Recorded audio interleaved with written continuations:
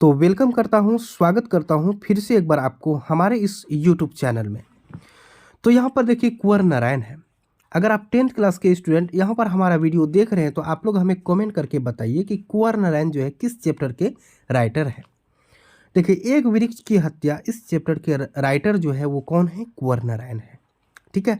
अब देखिए, यहाँ पर आपका जो है ऑब्जेक्टिव प्रश्न यहाँ से बहुत सारा बनता है। यहाँ पर आपको देखने को मिलेगा कि कितने तरह से आपके ऑब्जेक्टिव प्रश्न बनेंगे। देखिए, बोला जा रहा है कि कुंवर नारायण का जन्म 19 सितंबर 1927 ईस्वी में लखनऊ उत्तर प्रदेश में हुआ था। यहाँ से आपके ऑब्जेक्टिव बन सकते हैं कि कुंवर नारायण का जन्म कब हुआ था? 19 सितंबर 1927 ईस्वी में हुआ था। और उसका जन्म कहाँ हुआ था? लखनऊ उत्तर प्रदेश में हुआ था।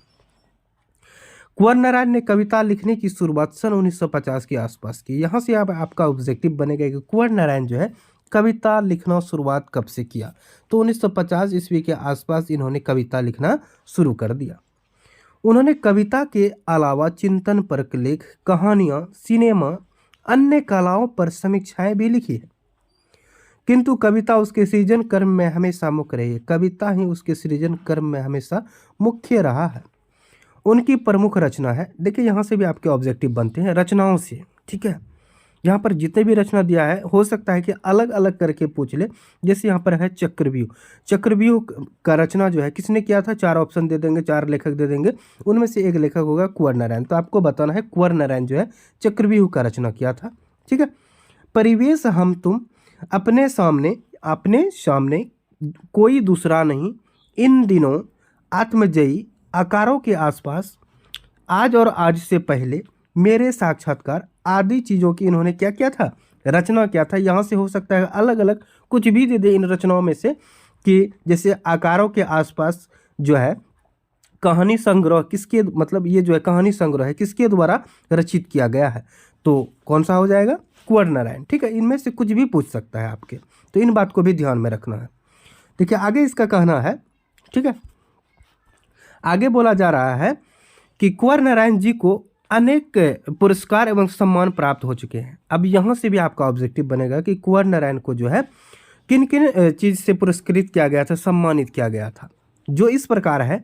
साहित्य अकादमी पुरस्कार से सम्मानित किया गया था, कुमारन आसान पुरस्कार से किया गया था सम्मानित, व्यास सम्मान से इसे सम्मानित किया गया था, प्रेमचंद पुरस्कार से सम्मानित किया गया था, लोहिया सम्मान से पुरस्कृत किया गया था, कबीर सम्मान, इन सभी सम्मान से इन्हें क्या किया गया था? पुरस्कृत किया गया था। इन सभी बातों को भी आप हमेशा माइंड में रखिएगा, यहाँ से भी आपके ऑब्जेक्टिव प्रश्न बनेंगे। अब रही बात आगे आपके हैं, यहाँ पर आगे है कि कुंवर नारायण पूरी तरह, ठीक है, कुंवर नारायण पूरी तरह नगर संवेदना के कवि है। कौन सा संवेदना? नगर संवेदना के कवि है। विवरण उनके यहाँ नहीं के बराबर है, पर व्यक्तित्व और सामाजिक ऊहापोह का तनाव पूरी तरह व्यंग्यता के साथ प्रकट होता है। आज का समय और उसकी यात्रिकता जिस तरह हर सजीव के अस्तित्व को मिटाकर उसे अपने लपेटे में ले लेना चाहती है, कुंवर नारायण की कविता वहीं से आकर ग्रहण करती है और मनुष्यता और सजीवता के पक्ष में संभावनाओं के द्वारा खोलती है।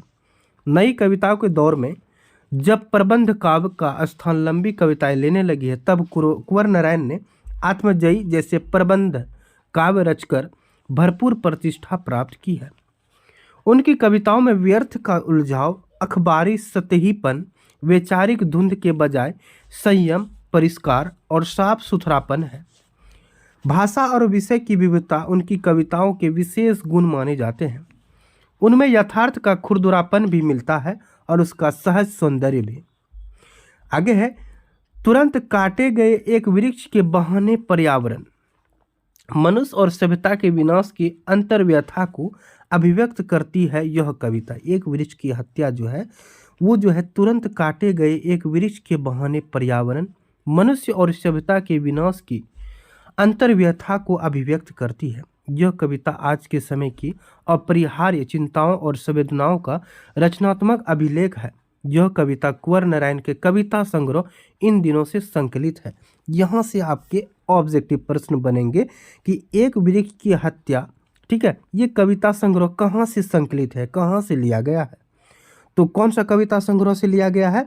इन दिनों, ठीक है, इन दिनों कविता संग्रह से एक वृक्ष की हत्या, इस कविता को लिया गया है। तो आपने देखा किस तरह से आपके ऑब्जेक्टिव प्रश्न इसके जीवनी से पूछ सकते हैं। सो आप लोग एक बार फिर से अच्छी तरह से आप लोग किताब से पढ़कर पॉइंट बाय पॉइंट जितने भी बात हमने बताया है एक तरफ से आप लोग नोट कर लीजिएगा, ठीक है, ताकि एग्ज़ाम में जो है आपको बहुत ज़्यादा हेल्पफुल मिलेगा इसके लिए। तो चलिए यहाँ पर हमारा वीडियो ख़त्म होता है। वीडियो देखने के लिए आपका बहुत बहुत धन्यवाद।